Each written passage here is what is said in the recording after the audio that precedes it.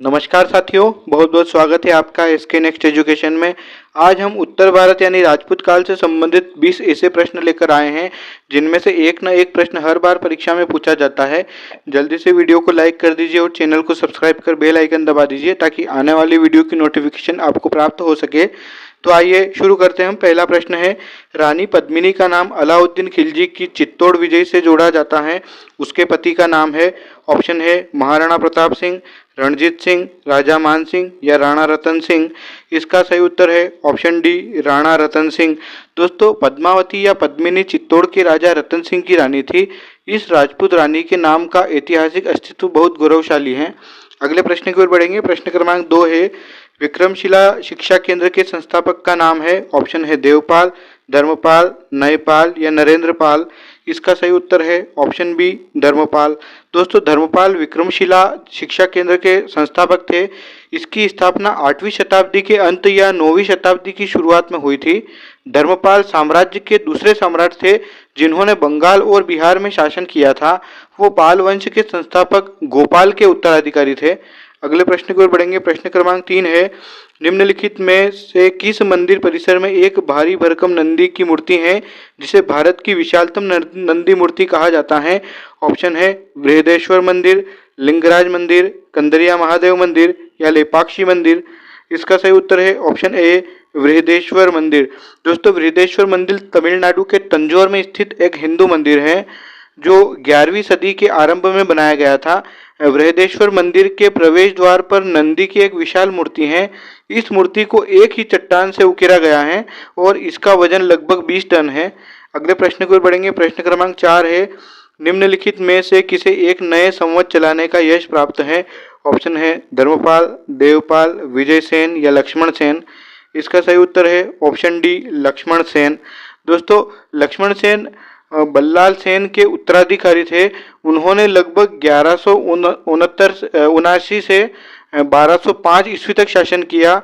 उन्होंने संपूर्ण बंगाल पर शासन किया और उन्होंने लखनौती नामक राजधानी की स्थापना की थी। लक्ष्मण सेन ने लक्ष्मण संवत का प्रचलन शुरू किया था। अगले प्रश्न की ओर बढ़ेंगे। प्रश्न क्रमांक 5 है, गीत गोविंद के रचनाकार जयदेव किसकी सभा को अलंकृत करते थे। ऑप्शन है धर्मपाल, देवपाल, विजय सेन या लक्ष्मण सेन। इसका सही उत्तर है ऑप्शन डी, लक्ष्मण सेन। दोस्तों, राजा लक्ष्मण सेन बंगाल के सेन राजवंश के चौथे शासक और एकीकृत बंगाल के आखिरी हिंदू शासक थे। जयदेव बंगाल के सेन वंश के अंतिम नरेश लक्ष्मण सेन के आश्रित महाकवि थे।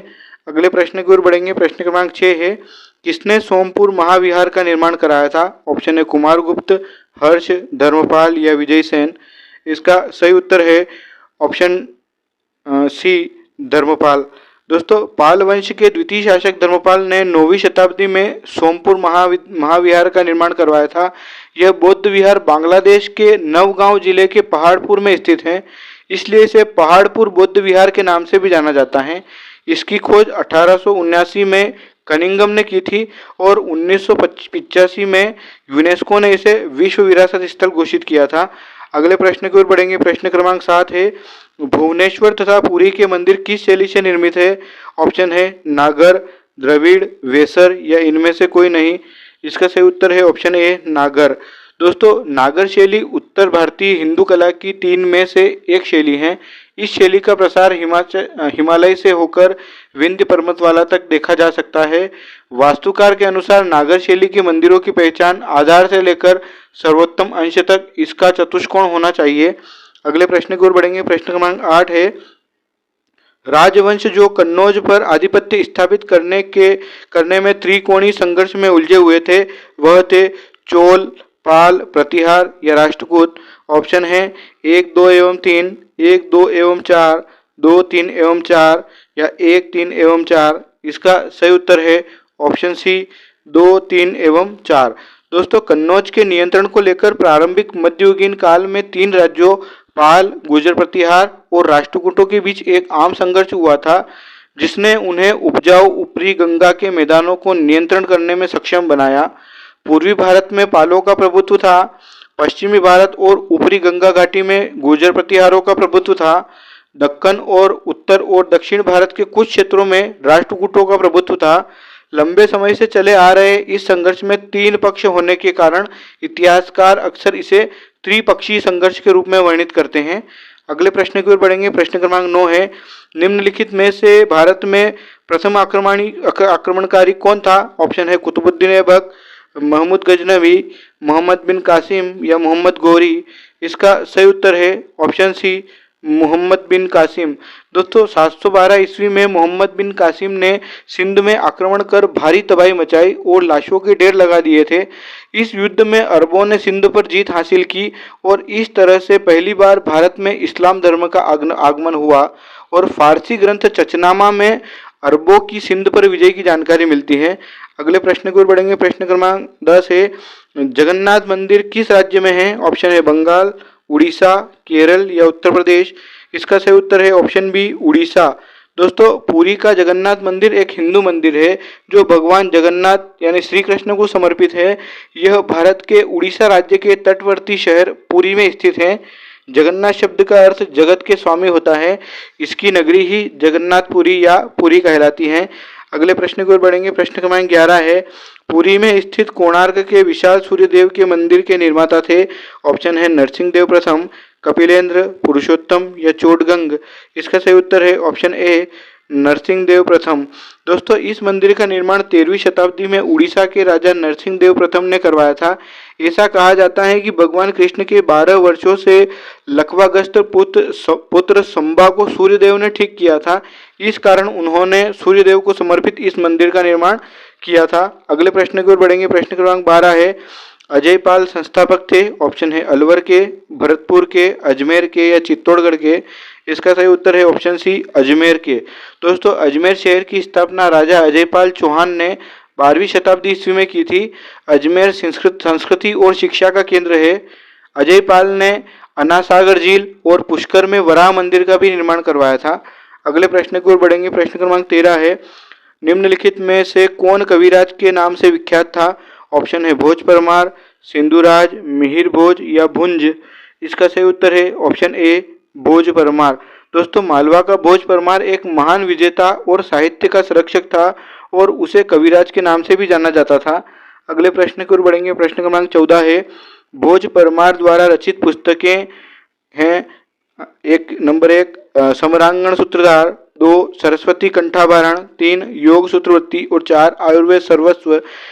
इसका सही इसमें ऑप्शन है केवल 1 और 2, केवल 1, 2 और 3, 1, 2, 3 और 4, केवल 1, 2 और 4। इसका सही उत्तर है ऑप्शन सी, 1, 2, 3 और 4, यानी ये चारों ही पुस्तकें भोज परमार द्वारा लिखी गई थी।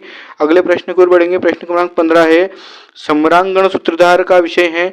ऑप्शन है स्थापत्य शास्त्र या वास्तुशास्त्र, खगोल विज्ञान, योग शास्त्र या काव्य शास्त्र।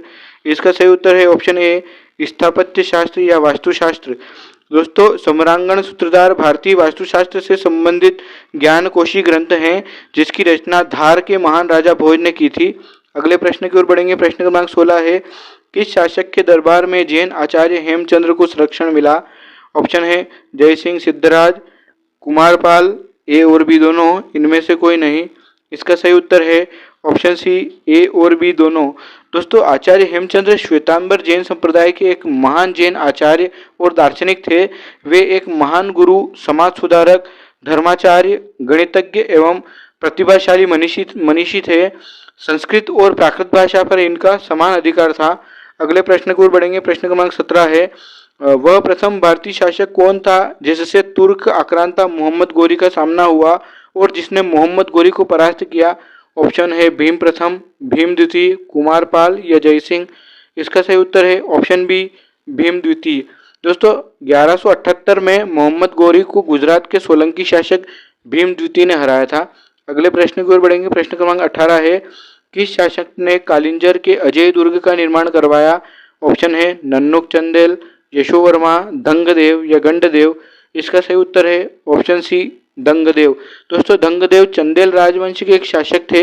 इन्होंने जेजाग भुक्ति क्षेत्र जो वर्तमान में मध्य प्रदेश में बुंदेलखंड में है वहां पर शासन किया था। अगले प्रश्न की ओर बढ़ेंगे। प्रश्न क्रमांक 19 है, निम्नलिखित में वह कौन सा संवत है जो कलचुरियों द्वारा प्रयुक्त किए जाने के कारण कलचुरी संवत भी कहलाता है? ऑप्शन है विक्रम संवत, शक संवत, त्रैकुटक संवत या इनमें से कोई नहीं। इसका सही उत्तर है ऑप्शन सी, त्रैकुटक संवत। दोस्तों, कलचुरी शासक त्रैकुटक संवत का प्रयोग करते थे, जो 248 ईस्वी में प्रचलित हुआ था। अगले प्रश्न को बढ़ेंगे। प्रश्न क्रमांक 20 है, किसके राज्यकाल में लक्ष्मीधर ने कल्पद्रुम या कत्यक लक्ष्माधर ने कल्पद्रुम या कत्यकल्पतरु नामक विधि ग्रंथ की रचना की थी। ऑप्शन है चंद्रदेव, गोविंद चंद्र, जयचंद्र या इनमें से कोई नहीं। इसका सही उत्तर है ऑप्शन बी, गोविंद चंद्र। दोस्तों, गोविंद चंद्र गढ़वाल वंश के एक भारतीय राजा थे। उन्होंने कान्यकुब्ज और वाराणसी के प्रमुख शहरों सहित वर्तमान उत्तर प्रदेश में अंतर्वेदी देश पर शासन किया। दोस्तों, यदि आपको वीडियो पसंद आया हो तो इसे लाइक कीजिए, शेयर कीजिए और चैनल को सब्सक्राइब कीजिए, ताकि आने वाले वीडियो की नोटिफिकेशन आपको प्राप्त हो सके। तो कल मिलते हैं इसके नए भाग के साथ। Thank you.